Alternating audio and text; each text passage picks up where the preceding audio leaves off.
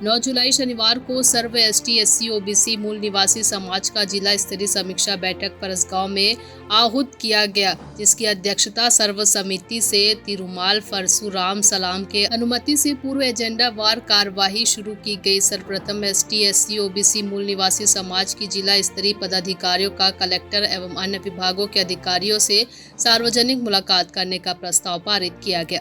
मूल निवासी समाज के लिए लेटर पैड बनवाने, समाज के सभी पदाधिकारियों का नाम सूची में तैयार कर नामांकित करना, कलेक्टर महोदय से मुलाकात करने के दौरान पदाधिकारियों की सूची तैयारी की चर्चा हुई।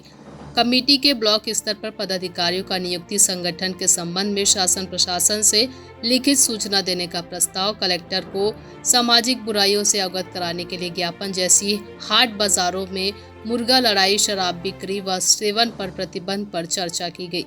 कोंडागांव से योगेश पांडे की रिपोर्ट। दूसरे स्कूल में दबाव बढ़ गया और उनको दूर जाना पड़ा, ये भी एक हुआ। दूसरा बात ये हुआ है कि जैसे अभी जिस स्कूल में जा रहे थे वहां भी अब आत्मानंद स्कूल खोल दिए।